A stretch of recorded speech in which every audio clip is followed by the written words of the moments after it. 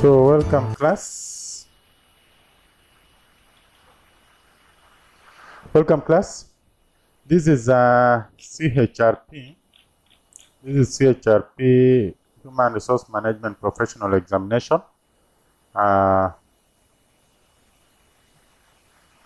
it's level 1. CHRP 03 Accounting and Financial Management. It's examination for part 1, section 1. CHRP Certified Human Resource Professionals. It's examination for part 1, section 1, CHRP 03 Accounting and Financial Management. And this is question 2. So, Heshima operates a sole proprietorship business in the county of Kazamoyo. She keeps a petty cash book on the Impress system with a float of 80,000 shillings. The following are the petty cash transactions for the month of August 2022. So we have petty cash in hand 10,300, petty cash restored to Impress system. There's a question mark for that. Paid wages on 5th. Then you have email expenses paid, paid wages again, purchased ream of foolscap papers, paid wages again, bought postage stamps, paid wages again, paid double, a creditor, bought envelopes, and then petty cash reimbursed. Analysis column should include wages, postage, mails, stationery, and ledger. We are required to prepare a petty cash book to record the above transaction. We are required to prepare a petty cash book to record the above transactions. So a petty cash book. How do we prepare a petty cash book? Petty cash book, just like any other, the cash book that we prepared, will have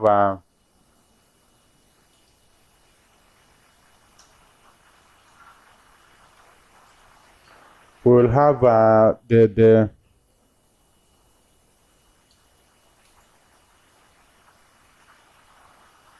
heading. This is Kazamoyo. Is it Kazamoyo? Heshima operates a sole proprietorship business in the county of Kazamoyo. So we'll say Heshima. These are Heshima books. So we'll just come here and say petty cash book. Petty cash book. We'll go straight to petty cash book. So petty cash book, like that. And the petty cash book will have the debit and the credit side. So we'll have our, sometimes drawing these lines becomes a little bit hectic, but I hope we'll manage. Yeah, so we have it like that. And then normally we have the debit side and the credit side. So we'll have the debit side. There we go. This will be the amount column. Sorry for that. Let me just get this one right. I think I can get it right. Let's see.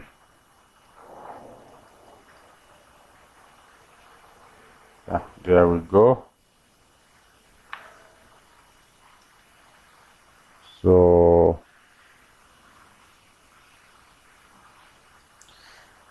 have to be patient a bit. So that's the amount column.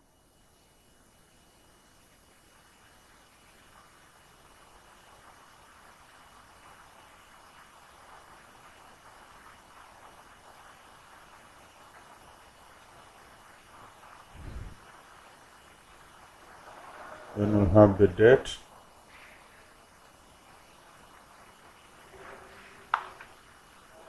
Description.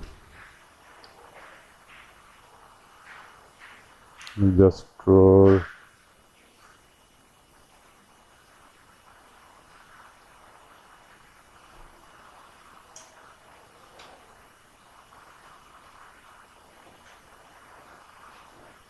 There you go. I think I've gotten the trick now. It's flowing. Yeah, I think that is better. So we'll have the dates. And then we'll have here the amount. And then we'll have the description. This amount is on the, this should be on the debit side. and then of course this side will have the credit side. So the amount on the debit side, that shows all the amounts that will be received by the petty cashier to be recorded in the petty cash book. Those are the resources that we have to meet the expenditures as and when they come away, so as and when they are incurred. So we have a debit side showing the amounts that we have as the petty cashier. It's the petty cashier who maintains the petty cash book. So the amounts that we will be having at his disposal or receiving will be recorded on the debit side of the petty cash book. The petty cash book will also have the debit side and the credit side. Credit side, what goes out, debit side, what comes in. This is an asset.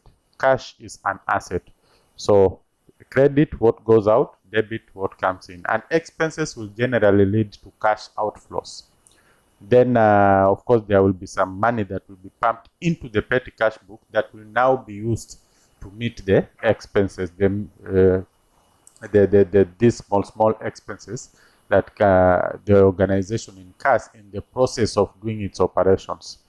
So we'll have amount, then the debt, then we'll have the description, then we'll have again the amount on the credit side now, and then we'll have now the columns that the various columns which in our question they have been given to us. We have the wages, postage, mail, stationery, and ledger. So we'll have wages, the postage, mails, stationery, and creditors. If possibly the question will not have given us this, then we'll just look at the expenses and then come up with the various relevant vote heads that could apply to that particular question. So then we go to the question and try to respond to it. That Heshima operates a sole proprietorship business in the county of Kazamoyo. She keeps a petty cash book on the Impress system with a float of 80,000. Impress system with a float of 80,000. So which means 80,000 is the float what generally is supposed to have at any given point in time. The following are the petty cash transactions for the month of August 2022. So these are the dates: 1st August, 2nd August, 5th August, 9th August, like that. So 1st August, petty cash in hand, 10,300. 1st August, you come here, you write 1st August, and we'll say balance, brought forward, because this is 1st August from the previous month of balance brought down. You can talk of balance brought forward from previous month. How much is that? Petty cash in hand, 10,300. So this is money that we have in the organization. So we'll have it on the debit side. So balance brought forward 1st August, 10,300. That's how we will record it. Then we come back here. The whole of this side, by the way, it's expenses. The whole of this side is credit. Right from here, the amount. We are talking about the credit side. So we don't need to show this 10,300 on the credit side. The fact that how we have recorded so far, that is okay. It's final. 10,300 on the debit side, 1st August, and its balance brought forward. What we have started with for that period of August 2022. Then on 2nd, petty cash restored to impressed amount. Petty cash was restored to impressed amount. The impressed amount we've been told is 80,000. So we are simply restoring this 10,300, the amount that the petty cashier has, to the impressed amount, which is 80,000. So we only restore to the impressed amount, which is 80,000. So we look at the difference. It will actually be the 80,000 minus the 10,300 that we have started with. This will give us 69,700, if I'm not wrong. 69,700. Yeah, that is the figure. 69,700. Yeah, because we started 10,300. So that's how we go about this. So petty cash restored to impressed amount, so that we go back to the 80,000, which will now make us ready to progress with the month's transaction. So 69,700. 69,700, this amount that we are receiving, and the date was on 2nd. So simply come here and say 2nd August, and this possibly will have come from the bank. Let's assume that we withdrew that money from the bank and deposited it with our petty cashier. So the bank is the one that lost this money in favor of the petty cash. So that's how we'll record it. Then we go to 5th August. 5th August, we paid wages. So you have to write here wages. We paid wages amounting to 11,956. So wages 11,956. So we'll come here and say 11,956. This amount will contain all the expenses. So long as it's an expense, it will be contained in that amount column. But then you also have to come here to the relevant vote head and have the same figure like that. You can see 11,960. This is wages. So you look at we go to the wages column. We show this is just all the expenses will have to be listed in that particular amount column. And then we look at the relevant vote head. We assign that amount to that vote head. So that is how we'll go about it. Then on 9th, email expenses paid 5432. So we'll simply come here and say 9th, email expenses paid 5492, like that. And then we come here, we look for mails 5492. Emails is not postage, it's not stationery, it's not creditors, it is emails. So that is the relevant vote head. So you see, we put it in the relevant vote head 5492. Then we go to paid wages on 13th, 11,680. So we simply come here, say 13th, paid wages. How much? 11,680. We go to the wages account, 11,680, like that. That's how we go about it. Then on 15th, purchase rim of full scap at 6180. Purchase rim of full scap at 6180. When is that? That is 15th. 15th, a rim of full scaps. A rim of full scaps at 6180. Sorry. So 6180. So we come here. A rim of full scaps is under stationery. So we come here and we put that amount under the stationaries. For the sake of avoiding confusion, you might just want to put dashes here just to avoid confusion. You can see it's very easy to confuse. At least you can put dashes to show that. Then on 19th, paid wages 11,880. So 19th wages 11,880. 11,880, like that. So we come here again, we say wages 11,880. And then go to on 21st, bought postage stamps 4840. So 21st, postage stamps 4840.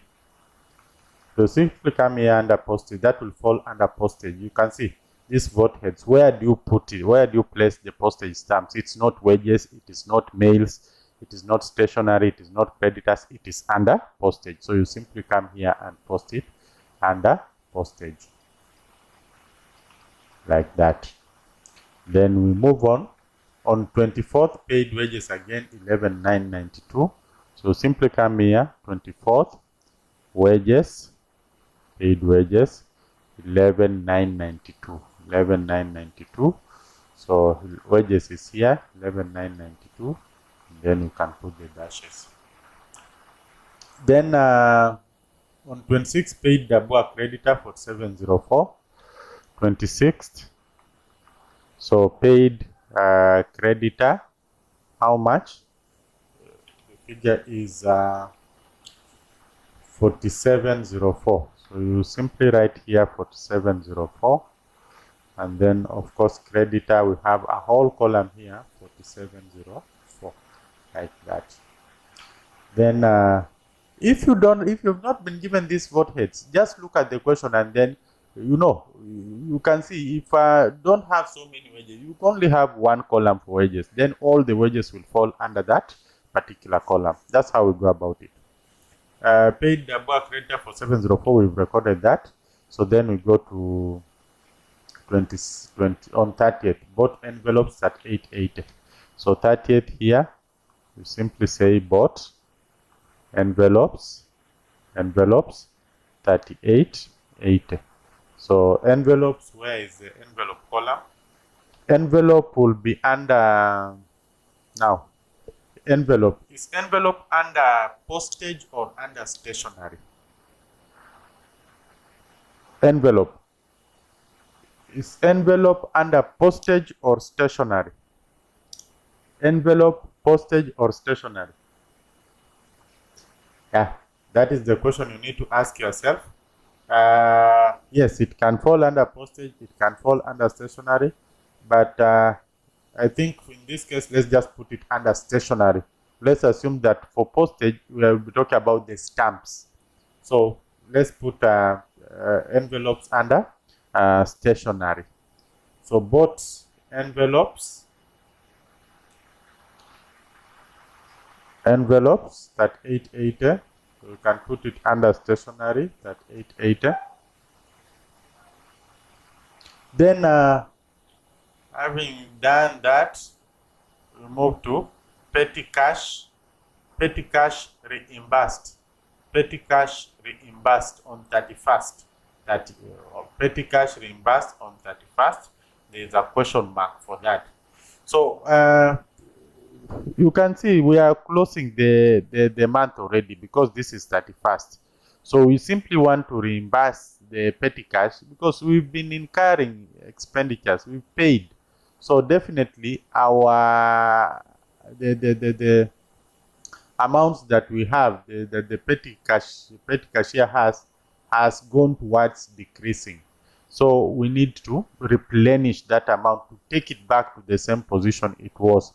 And you can see we are talking about petty cash reimbursed. Whatever it is that we've used should now be reimbursed so that we go back to the impressed amount, which is 80,000. So what does that call for? It calls for us computing these figures and seeing if how much how much has been used. Then the difference is what we'll now have to replenish. So let's get a calculator and work that out. So we'll get a calculator,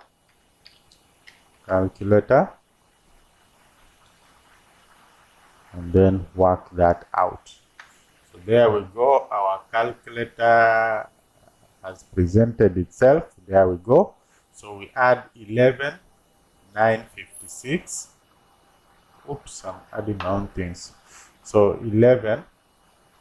Now I'm adding all these amounts that we have spent plus 5492 plus 11,680 plus 6180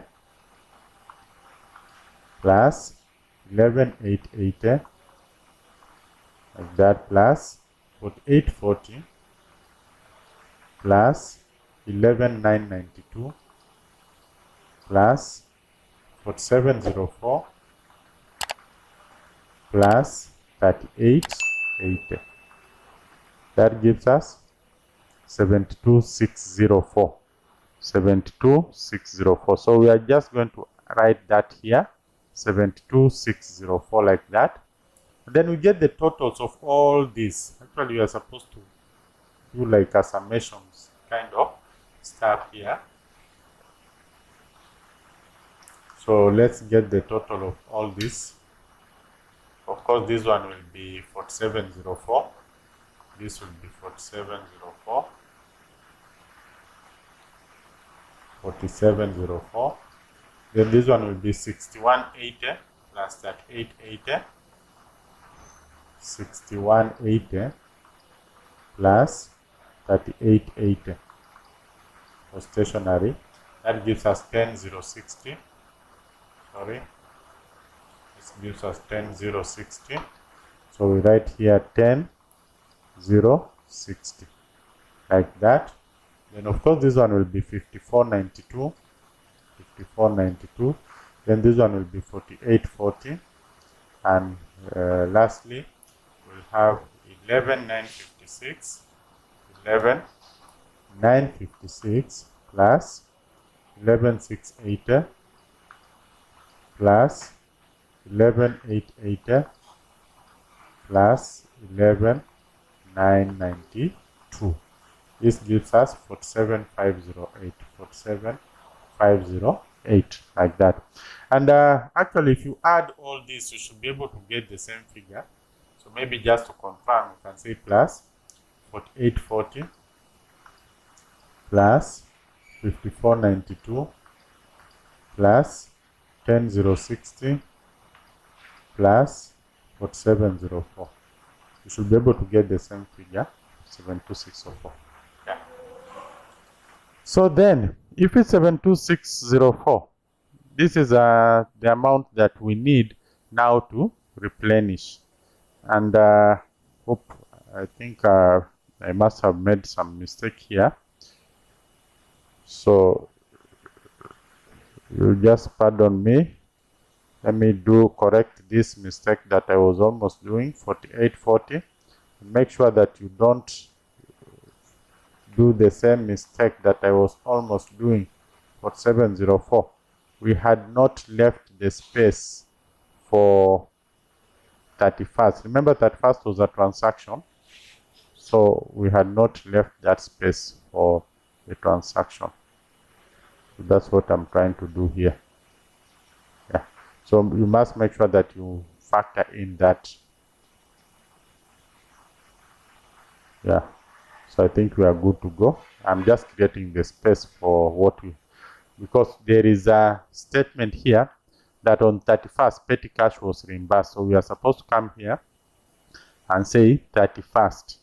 Sorry, 31st petty cash reimbursed. In fact, we can just talk of the bank. Just show the bank. Once you show the bank, we'll know that money has come from the bank. So the amount that will be reimbursed, even from the question, we are talking about petty cash reimbursed. So the amount that will be reimbursed will be this 72,604. That is the amount that has been used. And that what has been used is what will be reimbursed to the petty cashier. So it is this 72,604 what has been used, the total here, that will be reimbursed. It will be withdrawn from the bank and then given to the petty cashier. And so you can see these are the figures that the petty cashier has received with time. And then what do? We close the books of accounts. We close the books of accounts. That's how we close the books of accounts. This is how we close the books of accounts. Just like the ledgers. This is how we close the books of accounts. So we'll come here and say, get the totals on the debit side and totals on the credit side. So we already, the totals on the debit side, we have them here. So it will be 72,604, this one, plus 69,700.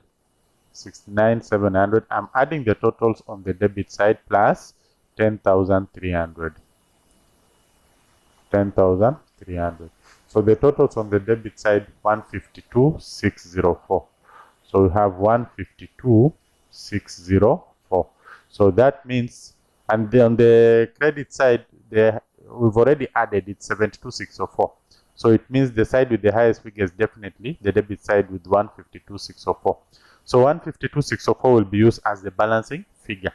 So then what is the difference between 152,604 and 72,604? The difference is 80,000, and this will say is the balance carried down on 31st of that month. So then we come here and say 1st of September, the balance brought down will be 80,000, like that. So come the following month, we will start with an interest petty cash of 80,000 shillings. You see, we'll start with 80,000 because we have already reimbursed the petty cashier with 72.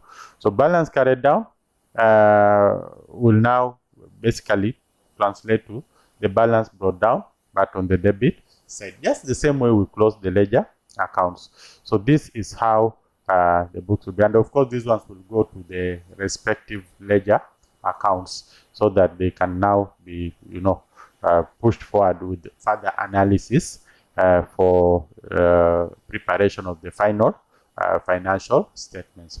So this is the end of it. So what this means is that petty cash reimbursed will be 72,604. There was a question mark here, 72,604. This will be the petty cash reimbursed, and then we also have 69,700 as the petty cash restored to interest amount. That is what we are supposed to do. That is the end of it. That is the end of it. Thank you.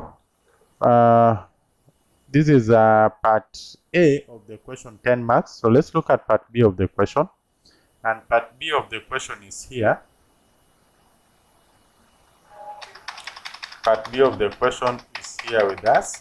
That Mazao Supermarket, Mazao Supermarket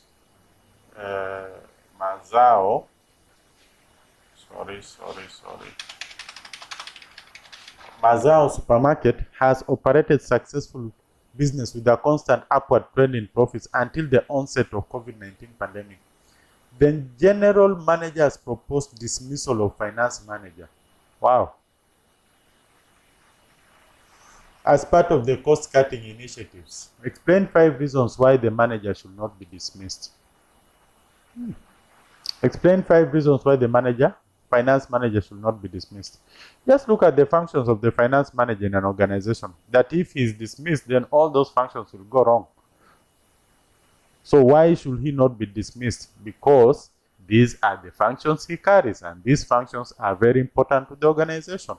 So what are the functions of the finance manager? The 4 major functions or scope of financial management. We talk of liquidity. They make the liquidity decisions, and these liquidity decisions ensure that firms have the necessary liquidity to meet the expenditures as and when the obligations mature. That firms have the necessary cash to meet obligations, mature obligations as and when they occur. So we don't want a situation where the firm is supposed to meet some expenses but it doesn't have money. Who is better placed to make those decisions? Is the finance manager. You fire him at your own mistake, at your own peril, because the next thing you will start running into cash flow problems. But the finance manager has been trained to ensure that we don't have these cash flow problems. He has some strategies to go about that.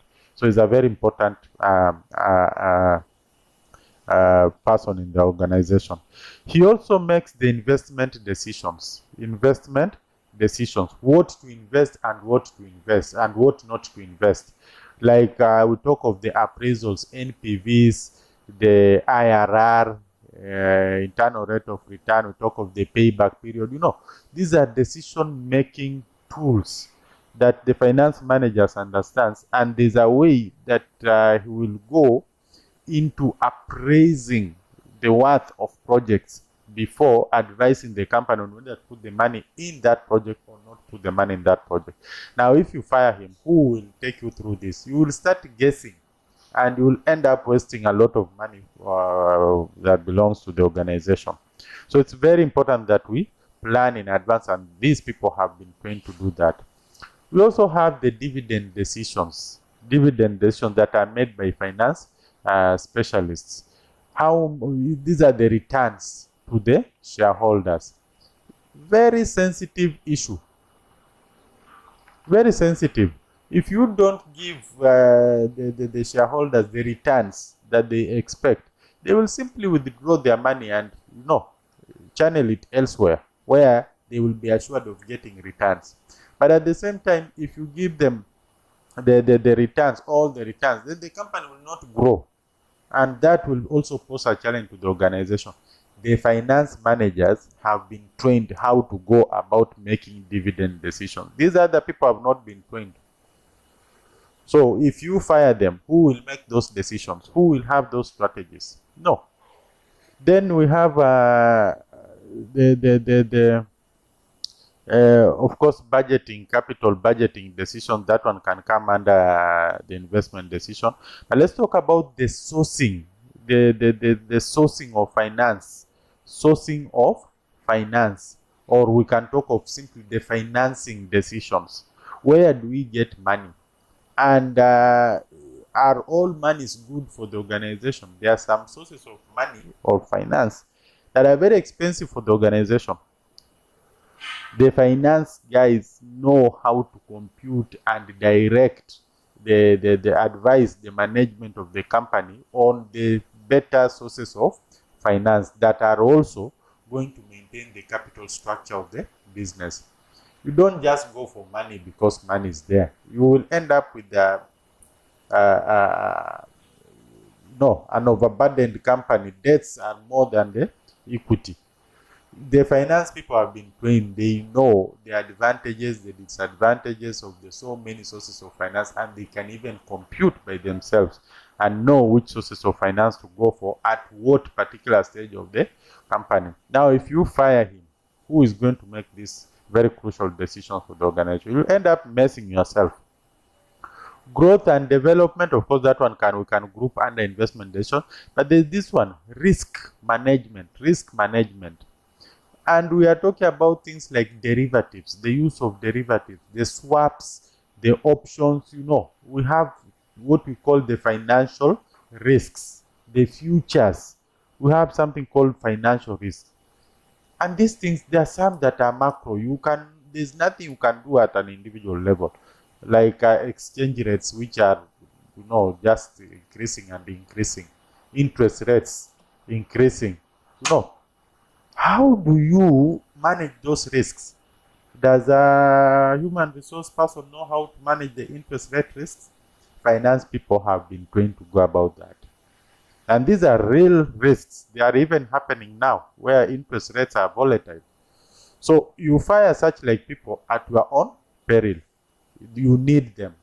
Possibly, they need to have come up with a different strategy than just dismissing.